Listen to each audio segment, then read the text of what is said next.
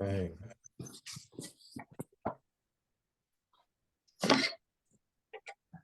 All right. Hey, hi, hello, everyone. My name is Najir Alim Jules, and I'm the Deputy Director for the USAID Donald M. Payne International Development Fellowship Program, which is administered by Howard University. I'd like to first begin by thank you all for joining us this evening for our session. We hope that you find the presentation and the following conversation on our information on our fellowship program very comprehensive. So with that, let us begin. So let's start with a little history about the Payne Fellowship Program and its namesake. So the Payne International Development Fellowship Program was founded in 2012 in honor of the late Representative Donald M. Payne Sr., who was a Democrat from the 10th District of New Jersey. Representative Payne was the first Black American elected to the U.S. Congress from New Jersey, and he was elected from November 1988, elected and served from November 1988, and served until his death in 2012. He was a senior member of the House Committee on Foreign Affairs and a ranking member of the Subcommittee on Africa, Global Health, and the Human Rights, and a member of the Subcommittee on the Western Hemisphere. So very actively involved in the area of development, and especially internationally. The fellowship selected its first cohort of fellows in 2013. Only 3 fellows were selected at that time, and we've very pleased to announce that we've expanded our selection to 30 fellows per year as of March 2023. And we have 119 fellows selected thus far within the Payne Fellowship Program. So we're really excited about that as our numbers continue to grow. For the 2024 cycle, we'll be looking to select and award 30 fellows as well, fellowships as well. So what exactly is the Payne Fellowship Program? Well, the Payne International Development Graduate Fellowship Program is administered by Howard University through a cooperative agreement with the U.S. Agency for International Aid, USAID. The fellowship seeks to recruit and select bright minds interested in a career in the foreign service of USAID. USAID Foreign Service officers apply their technical knowledge, program design, management, and evaluation expertise to promote and demonstrate democratic values abroad and advance a free, peaceful, and prosperous world. USAID Foreign Service officers work on the front lines of some of the most pressing global issues, including environmental degradation, education and health crisis, conflict and violent extremism, peace and security, as well as humanitarian emergencies. The next slide, I'm going to show you some of the career backstops that our fellows will essentially matriculate into as they enter into the USAID Foreign Service. All of our fellows are required to select a career backstop here based off of their graduate school program, which will need to be approved by a USAID backstop coordinator. And I'll discuss that later in the presentation. Here you see that under our fellowship, there are a number of different career backstops or tracks that you can essentially go into with USAID's Foreign Service. So depending upon your interest, if your interest is in health, there's BS 50, which is for population health and nutrition officers. If you have an interest in management, you can become executive officers or financial management officers, depending upon your niche focus there. As you can see, there's engineering officers, environmental natural resources, legal officers, contracting officers, humanitarian assistance officers, education officers. So there's a large swath of opportunities in regards to the careers that you can funnel essentially into, depending upon your interests. So what are some of the benefits of the Payne Fellowship Program? Well, first and foremost, I'll say this: if you get the fellowship, you get the job. And who wouldn't love that in job security, and knowing that after the completion of this fellowship program, you'll actually have gainful employment afterwards. The fellowship program itself awards up to $104,000 over 2 years, and that's for tuition, mandatory fees, living expenses, and 2 summer internships. That breakout works out to be up to $24,000 per year for tuition and mandatory fees, $18,000 per year for a personal living stipend, which is given directly to you as the fellow, and then up to $10,000 per year towards 2 summer internships, and that includes the housing and the round trip transportation to those to and from those internships. And those 2 internships consist of the domestic internship, which is our congressional internship in Washington, D.C., the summer before entering graduate school, and then a 10-week overseas internship at a USAID mission, which will be in between the first and second year of graduate school. One important thing to note, as a benefit for our program, we do have a list of some 30 plus graduate program partners who have agreed to offer additional supplemental funding in support of our Payne Fellows who are admitted to their respective graduate programs. So we can share that list with you if you're interested after the webinar tonight. But that helps to offset some of the costs of graduate tuition and graduate school fees and living, et cetera, and living expenses there. So to the point where some of our fellows may end up getting essentially like full rides, depending upon where they're going. So that's always great to know that depending upon the program you apply to, there may be additional funds with that as well. So you can ensure that your graduate piece is covered there. Our application tends to focus on your interest in working for USAID first and foremost, as again, you get the fellowship, you get the job, so you should have an interest in a career in the USAID's foreign service, interest in development, and your preparedness for graduate school. How prepared are you for graduate school? What programs have you been looking at, et cetera? For the selection process timeline for 2024, for our 2024 cohort, the application is currently open. It's open July 20th, 2023. The deadline for the 2024 fellowship cycle is October 26, 2023 at 11:59 p.m. Eastern Standard Time. That's a Thursday, everyone. So again, October 26 at 11:59 p.m. Eastern Standard Time, which is a Thursday. December 2023 the selection panel will run through and select the 60 finalists. There'll be a selection of 60 finalists who will then invite to participate in the writing, final round interview and group exercise, which will be taking place in January 2024. That's the interviews, and that's also when we'll do notifications. So shortly after the final round interviews conclude, within 48 hours typically, all of those who were interviewed, the finalists, will receive their notifications on whether or not they have the award or not. And so that will happen again at the end of January 2024. And then we'll invite all of our fellows required to come to DC. We'll fly them into DC in May for mandatory 1-week orientation, followed by the following week, which is when they'll begin their congressional internship on the Hill. So their domestic internship component prior to starting graduate school in fall 2024. So current seniors, alumni, now is the time to apply if you're looking for a graduate school opportunity for fall 2024.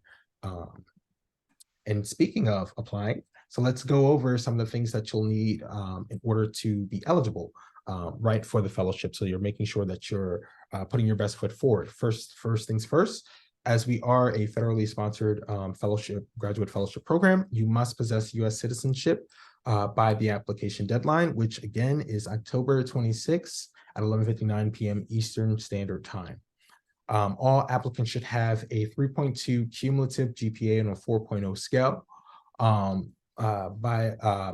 at that time as well. And we will require you to submit your transcripts. Those can be unofficial transcripts at the application stage. If you're selected as a finalist, we will require that you send the official transcripts over to us. Conversely, you can also provide us your official transcripts at this stage as well. But they will need to be, if they're electronic, need to be sent directly from the registrar to paynefellows@howard.edu so our staff can retrieve them. And if they're physical, please email paynefellows@howard.edu and we'll provide the mailing address for the physical transcripts to be received. You must also be planning to enroll in a 2-year graduate program at a US-based institution in fall 2024. That's very important. You must essentially have the intentions of beginning your graduate program next fall, this time next fall.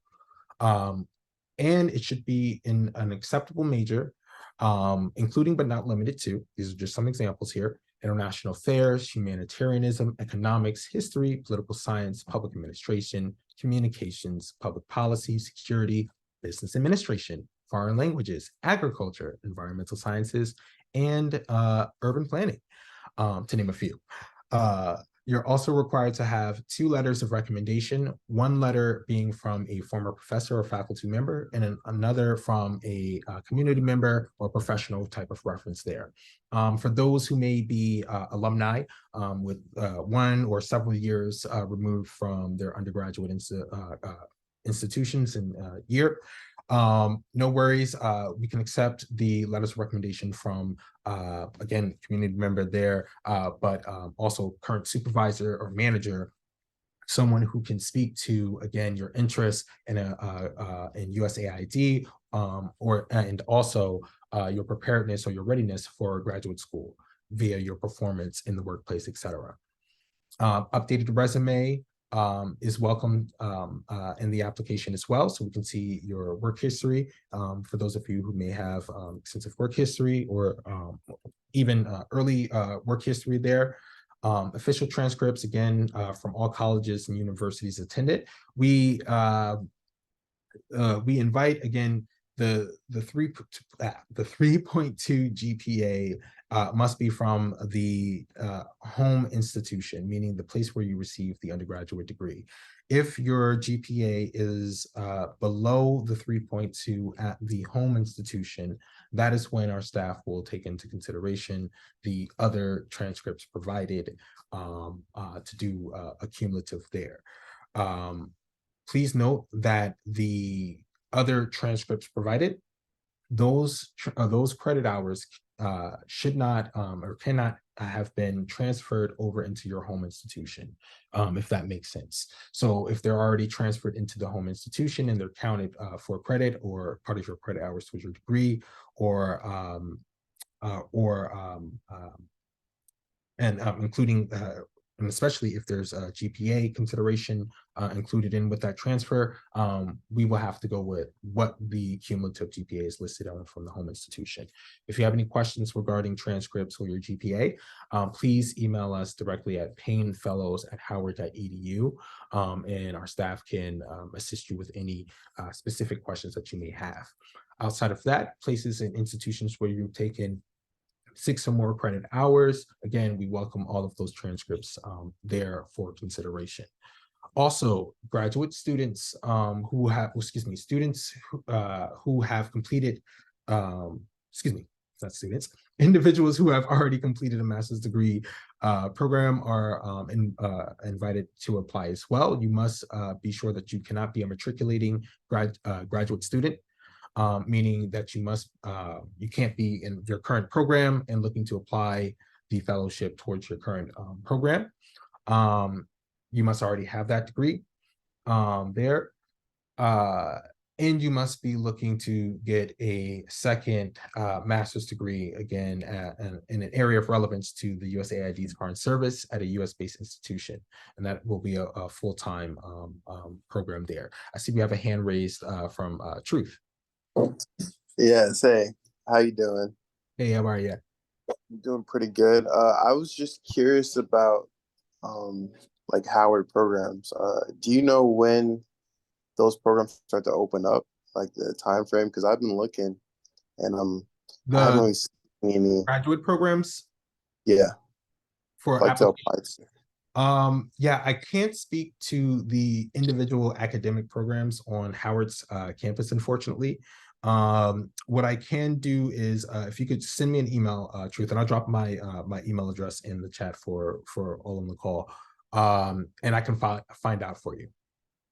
Okay, I appreciate that. Thank you. Yep, no problem. Okay. What else? Where was I? So yes, your official transcripts there. Personal statement is also required within the application. So this is an absolute requirement, 600 words or less. detailing your reasons for applying, your interest in foreign affairs, and a commitment to a career in the USAID's Foreign Service. Um, we also have a requirement for a statement of financial need. So that statement is 400 words or less, where you as the applicant should be indicating your need for financial assistance to continue graduate studies or to begin actually your graduate studies. So let's talk a little bit about that personal statement. So again, that's in 600 words or less. There, you want to be sure to list your motivations for applying, right? Why do you want to be a development foreign service officer with the U.S. Agency for International Development? In your preparations, what have you done that would make you successful? What will you bring to the next cohort of Payne Fellows? Here are some examples of relevant experiences. So anything regarding your international studies, be it living, working, or traveling, international or multicultural experiences in the United States, including family relations, experiences with overcoming obstacles that show resilience and resourcefulness, working with various cultural or socioeconomic groups, public service experiences, either through work, internship, or community volunteering, other internships, community or volunteer work experiences, be it in government, NGOs, service organizations, or business enterprises, and any type of academic or other experiential type of learning experiences, including research. Leadership experience is also, of course, welcome. There's a whole section for you to brag about yourself and list your accolades, be them in academic, work, or a volunteer type of setting.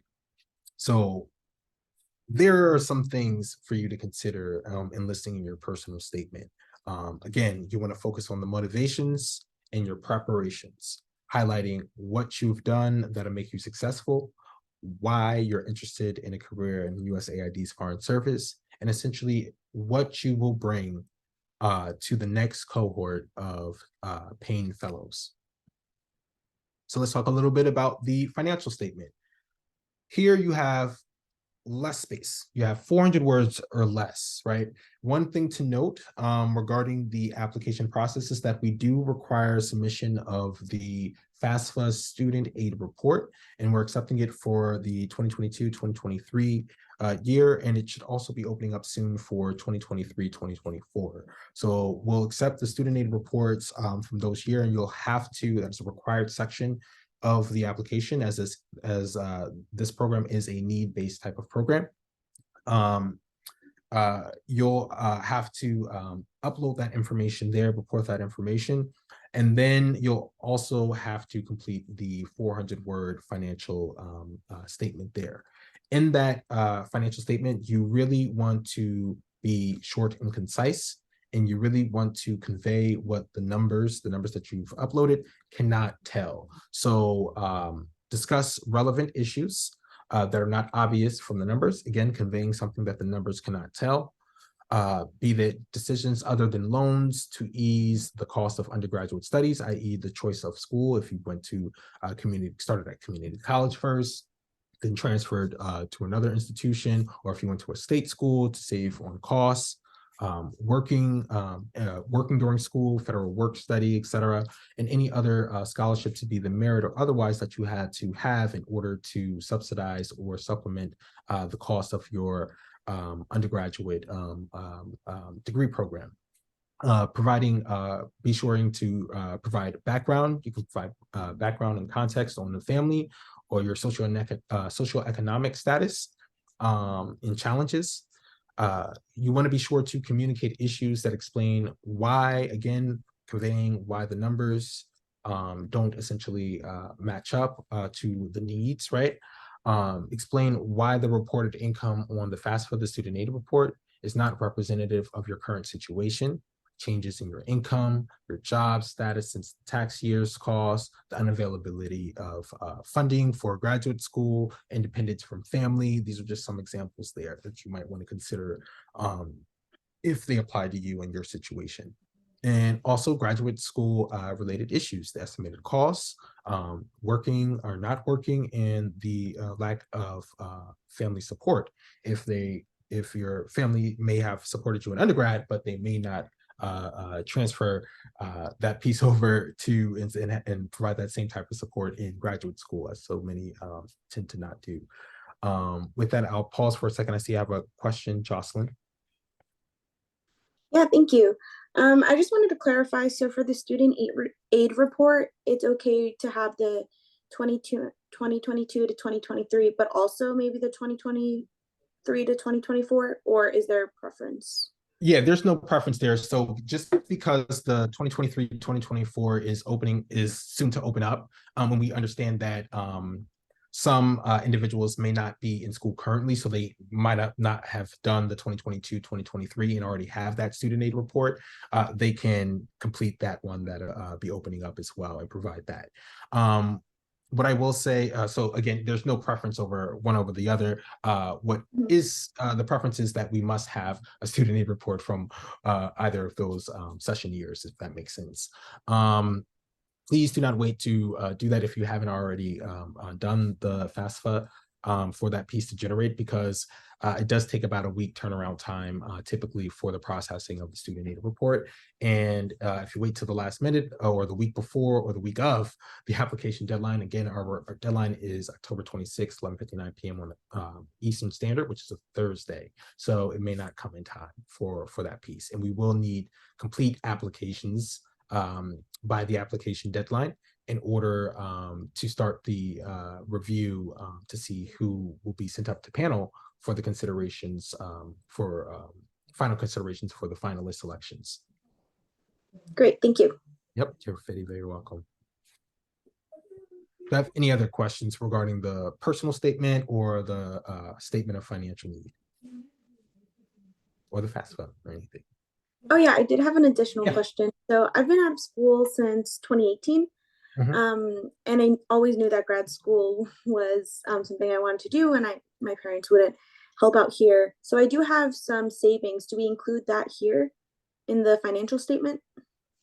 Yes. So, well, you wouldn't have to necessarily include like your dollar amount of your savings like towards your contribution and your statement of financial need.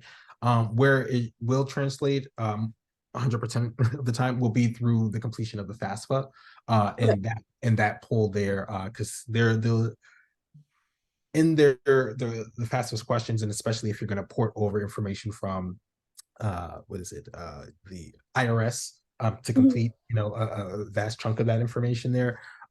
It will capture bank account information, assets, things like that. And if it doesn't, then that'd be the area where you can, add that piece in, so that way your student aid report is more reflective and more accurate of your current situation and picture.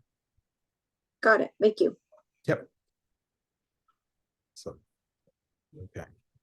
So let's talk about some tips for preparing competitive applications. I feel like the other tips on the personal statement and the financial statement were a tad bit more meatier here, but these are just some general tips to consider. First, review all the application requirements to ensure your eligibility and prepare to apply. So again, deadline October 26th, Thursday, 11:59 p.m. Eastern Standard Time. Eligibility requirements, the 3.2 GPA, U.S. citizenship by the application deadline. Dual citizens are welcome to apply. However, you will need to apply under your American citizenship, if that makes sense. And you will have to work through that, meaning using your American passport through the duration of your contractual obligation in the fellowship program and with USAID. So just one food for thought there. In third, looking to start a graduate program in an area of relevance to the USAID's Foreign Service. Again, that's very big Foreign Service there. So it's anything from financial management to health to education, agriculture, environment, contracting, engineering, social justice, crisis stabilization, you name it. So depending upon your interest, your graduate school intentions and interests there, that'll be a consideration. You should have be looking to start that program in fall 2024 as part of that eligibility. Be sure to also have 2 recommenders in mind, because you will need to, the system, you're required, and this is, should have mentioned this before, you're required to enter your recommenders information in the system for them to get an invite generated. Have them check their spam and their junk folders.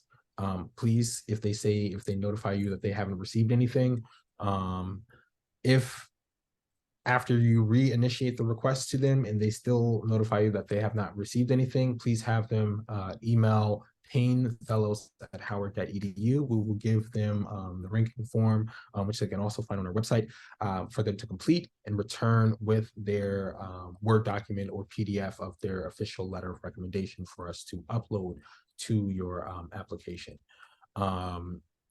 You will need to, and the recommenders is the biggest piece as well, simply because I'll get to that in a second too, but you'll need to do that follow-up there, because whereas you may complete all of your sections and submit your application, the recommenders might not have submitted their letters of recommendation. And you can go into the system and check to see if you have both of them in there or if one is missing, etc. So be sure that you're actively following up with your recommenders so that they can complete that piece. Explain in a statement of interest your motivations, again, for applying, and identify your background, experiences, and skills in order to be a successful Foreign Service Officer, FSO. Be sure to demonstrate your academic ability in your rigor in studies. If it's been some years since you've been out of school, focus on highlighting any critical courses that you've taken that were again had intense rigor. So if it was intensive writing or research type of course, there's a section in the application for you to expound a little bit more about those pieces there, if you will. Obtain strong letters of recommendation. Here is not the title grab. So again, just because they're the dean or the chairperson of the program, but you've never taken a course with them, or you've taken one course and you were one student out of 600 or a couple of hundred, and they don't really know you. Best to go with the individual who can actually speak to who you are as a candidate, right? Your interest in how prepared you are. Don't go for a recommender just because their title is X, Y, and Z. Be sure to obtain strong letters of recommendation there. And again, we are a need-based fellowship opportunity, so you must have a demonstrated need for financial assistance for graduate school. Again, we do require the student aid report. Thank you, Jocelyn, for your earlier questions. So again, with that, we're accepting the 2022-2023, or which will be opening soon, the 2023-2024. Please note, within our fellowship program, again, you apply separately to graduate school and their program. So you have to, any programs that you're looking at or considering, you should be looking and adhering to those admissions guidelines and deadlines and application requirements, etc., as you will need to apply to those programs separately from our fellowship program. And with that, you will be required to complete the FAFSA as well. So for the next year as well, when you're intending on starting. So please work on that, get an early start on the completion of the FAFSA if you do not already have it completed. Include all relevant extracurricular, community, or volunteer experiences, and highlight your leadership roles. We want to hear you brag about yourself. We understand that COVID took a lot of opportunities out for a lot of individuals. So if there was anything virtually that was done, if there was anything domestically that was done, talk about those experiences, right? And lastly, I missed one. List all relevant college, university, professional awards and honors. Brag about yourself again. Can't stress that. If it was Dean's List every year, or if it was seniors, a couple of semesters, etc., tell us about it and put the years there. If it was honor fraternities, etc., or independent research or research with faculty, etc., tell us about it. And lastly, now proofread all aspects of the application carefully and be sure to submit your application materials on time. I cannot stress this enough. And again, the application deadline is October 26th, which is a Thursday at 11:59 p.m. Eastern Standard Time. So for my friends in the Southwest, or my friends on the West Coast, please be sure to add that to your calendar, and make the time adjustment there, so you are ahead in submission. It's always the worst to submit the last day, the final day, because the system will inevitably crash because we're getting 500 plus submissions on the last day, probably within the last hour. So proper prior planning prevents futurely poor performances. I'll leave you all with that. If you plan early enough, please be sure to get all of your materials, your letters of recommendations, following up with your recommenders, completing your FAFSA and having your student aid report generated, working on your personal statement and your statement of financial need, and obtaining your transcripts from all the colleges, universities that you've attended. Official preferred, however, we will accept unofficial at the application stage. Once you're notified that you're a finalist, we will require the official transcripts to be provided to us. So just heads up. With that, I would like to go over and we'll talk about a little bit about the fellowship timeline, so you know essentially what the 2 years matriculating through the fellowship essentially look like.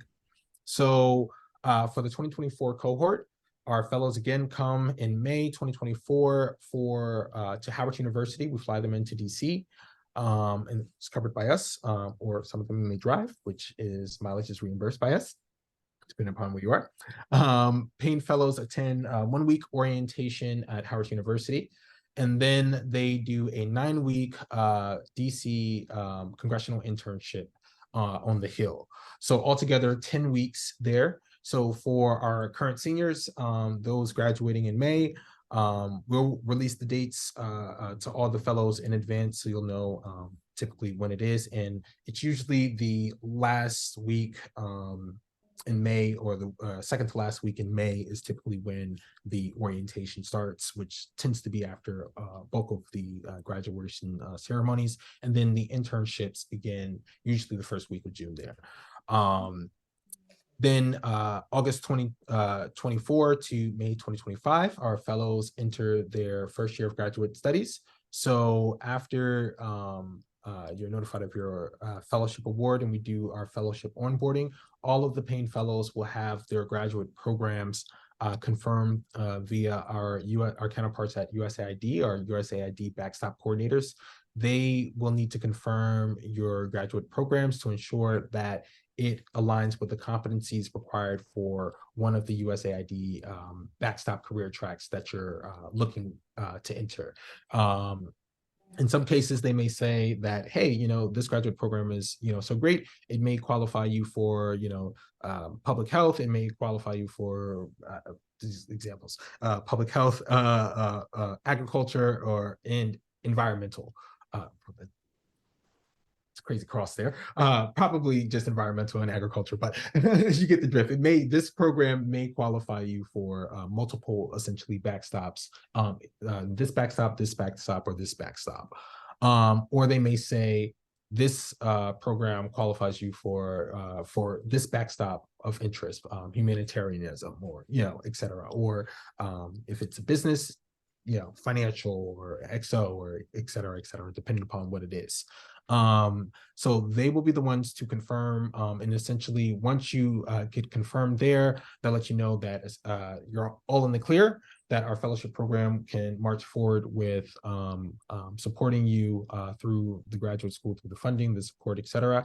And you will eventually, typically during before your second year of graduate school, you'll confirm your backstop of choice, and especially if you have a multiple degree program where it may fit more than one backstop, you'll have to narrow that piece down, and our staff will work with you, the program director, your mentor, et cetera, will work with you, so you get the clearest of insight prior to going to your overseas internship, which is in between, again, the first and second year of graduate school. So that'd be that May 2025 to August 2025 period. Our Payne Fellows will go overseas to a USAID mission. And each experience is different. So dependent upon, again, your backstop, will determine, again, the types of projects that you're doing, the type of work that you'll be doing over there with mission and in mission. And then from there, August 2025 to May 2026, our 2024 fellows will return for graduate school for their second and last year. Again, as a reminder, the requirement is a 2-year full-time, traditionally in-person graduate program at a US-based institution. So second year here, you're wrapping up. You done had your first experience, congressional experience. You then had your second experience, and you're getting ready to onboard into USAID's Foreign Service once you graduate. We have our induction. So the Payne Fellows will then be inducted into the USAID and commence their career in USAID's Foreign Service. Once they graduate, they'll enter USAID, they'll go through onboarding, get their mission assignments, their first mission assignments, etc. And before going to mission, of course, USAID will provide substantial training to make sure that you are prepared in everything, from what it is from diplomacy to what it is to be a diplomat, to the more niche competencies and trainings that you'll need within your career backstops. Please note that all of our Payne Fellows have a 5-year minimum service obligation with USAID for their foreign service. So at minimum, you'll be working the foreign service for 5 years. One thing to note is that typically the USAID mission placements tend to be around 3 years mission placement. So it goes by pretty fast. I'll stop there for any questions. I have a quote here from USAID Foreign Service Officer, and it reads, "I try to honestly represent America's history. We have inequality. Our history is replete with discrimination. Yet what sets our nation apart is our democratic ideals and the notion that civil rights and liberties should be available to all. Foreign audiences appreciate Americans are willing to acknowledge when we fall short of our principles. Our greatest strength is that we are constantly aspiring to be better." And that is some of the core principles and missions behind USAID. So I'll stop there for questions. If any of you have any questions regarding the application, fellow experience, and we actually will be having a later session in the coming weeks regarding life as a Payne Fellow. So I do invite you all to join that session there if you want to know the individual or specific type of experience. I'll get the date for you all. Actually, I'll drop in the chat the brochure there, so you'll have the upcoming some of the upcoming webinars. And one of the other things I will say, we will be having a further a whole week actually dedicated to USAID backstops, which would be like the week of October 10th, I believe. Yes, the week of the 10th. And we'll be highlighting the different career USAID career backstops. So we do invite you all to look out for more information there. We're in the process of confirming a lot of those webinars with our coordinators and counterparts at USAID. But that'll be an opportunity for you to learn exactly what is the work of an agriculture officer or crisis stabilization and governance officers. What do they actually do? And is that something that I want to do? So stay tuned for that there. But with that, I'll finally pause and stop to answer any questions that you all may have. Yeah, I have a couple of questions, and thank you so much for doing this presentation. It's been very informative. Could you share a little bit about what specific degrees most successful program officers have? That's a very good question. It depends. So our staff, unfortunately, again, we do not confirm any of the graduate degrees. They go to USAID, but some of the So I can't speak to the most successful program officers, like, oh, I had this degree, et cetera, et cetera. But there's a general swath there. Program officers tend to do a lot of different substantive work, and they assist across many of the other backstops in various types of ways. So many of them from the 2023 cohort who have submitted their pieces have done international development specifically, just to have that larger general type of background, MPPs, MPAs. Okay. Yeah. Yeah. There's other more like specific type of like niche types of work that individuals have submitted as well, depending upon the program that you find, honestly. But the focus would be on, again, the competencies. And now actually let me just drop this in. I'm trying to figure out how to, one would think I would know how to use Zoom by now. Couldn't find the attached file button.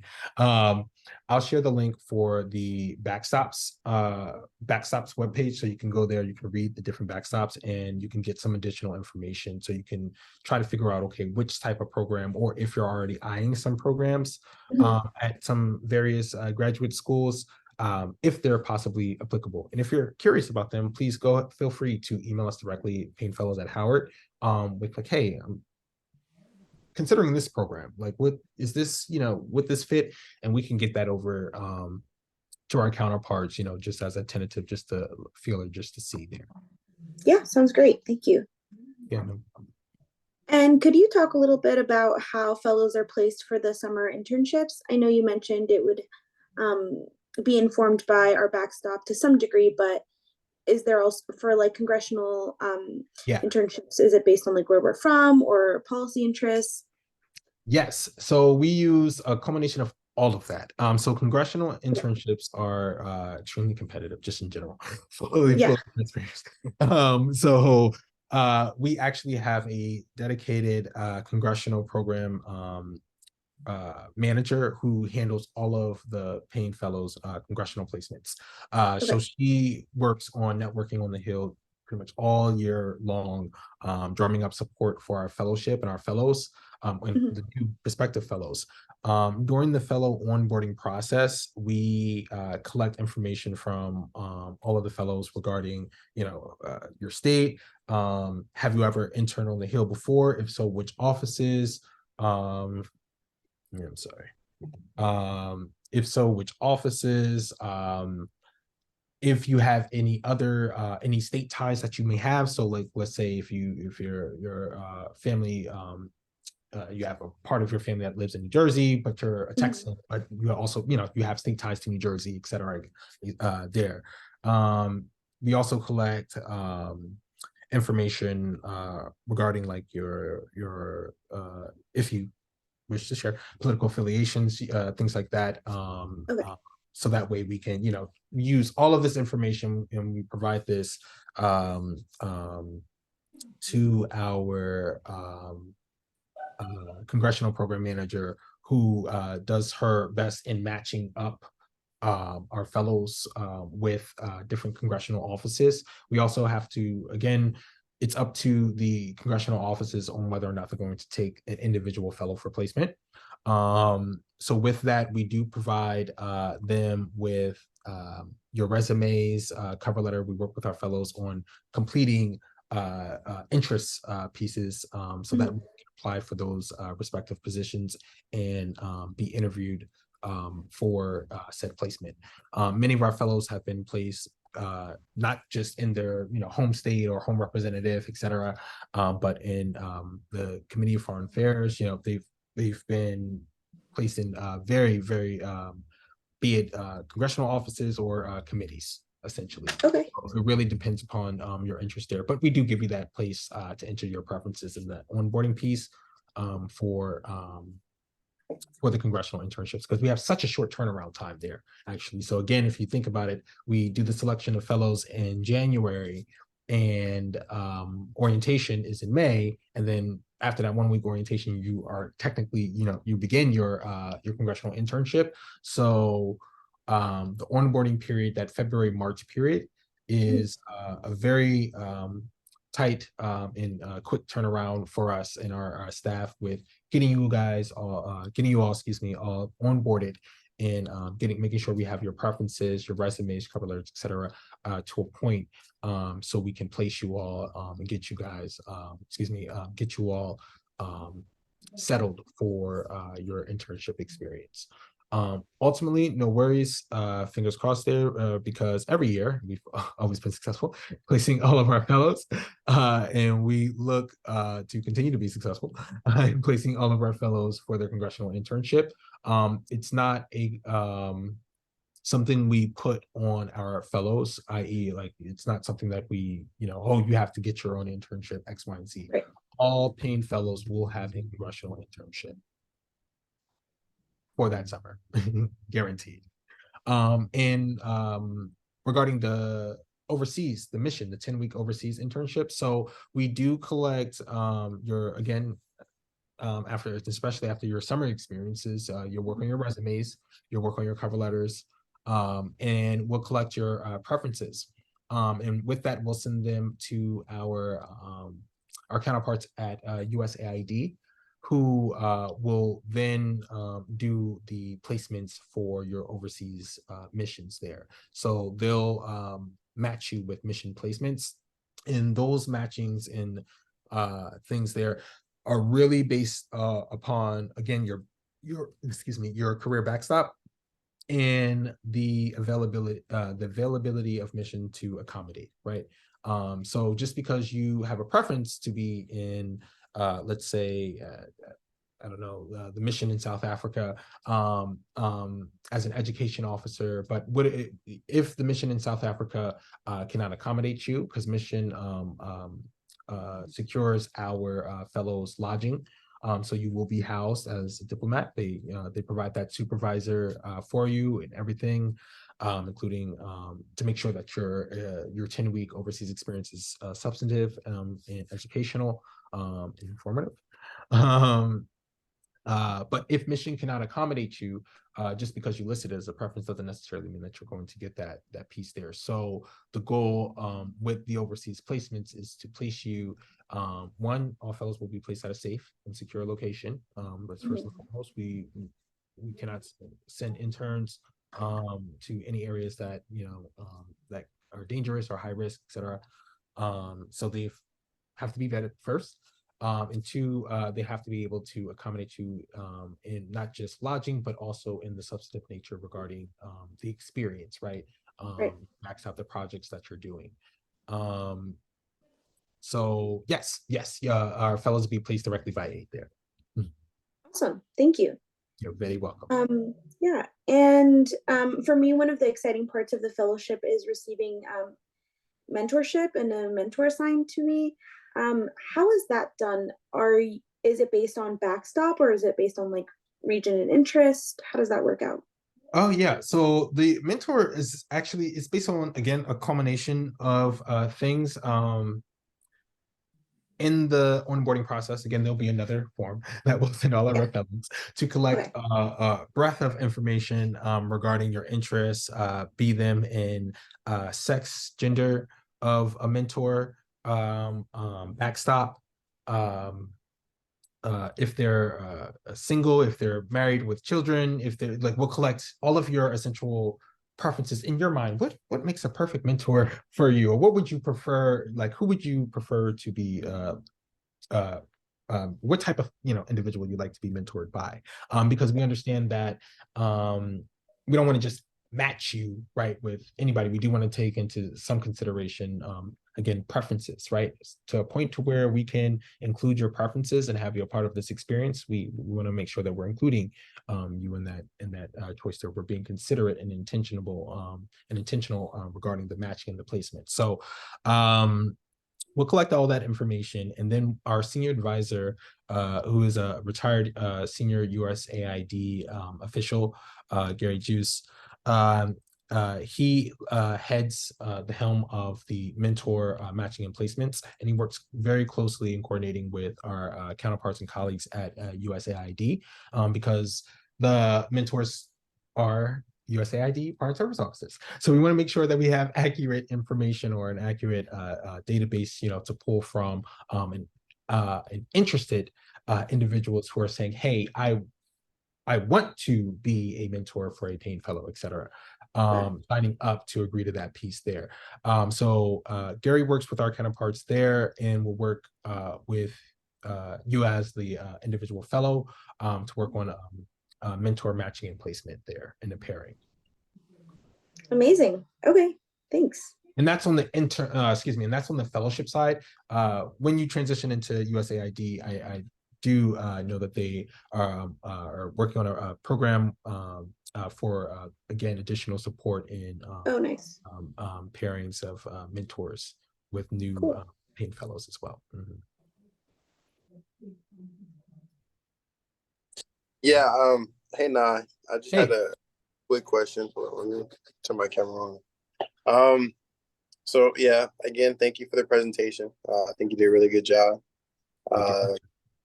In terms of your contact, I want to reach out and talk to you about the program at Howard. I found this school psychology program. I think it'll pair really well with the education human resource backstop at Howard. So yeah, definitely want to reach out to you about that. And yeah, overall it was really good, and I'm really excited to potentially be a part of the program. So yeah. Excellent. Well, I look forward to hopefully if you're both applying, receiving both of your applications for this cycle. Again, we do anticipate offering the fellowship next cycle as well. But again, if this is the time for you to apply, please, feel free. Also, our staff will be having one-on-ones coming up in October leading up to the application deadline. So visit our website for one-on-one, or if you want to email me directly for a quick, 15-minute conversation, et cetera, things that you're thinking of in regards to be it graduate program or working through the application. Here for that. Okay. Okay. Yeah, I appreciate that. Thank you. Yeah, thank you. You're very welcome. I'm going to stop sharing and stop the recording now.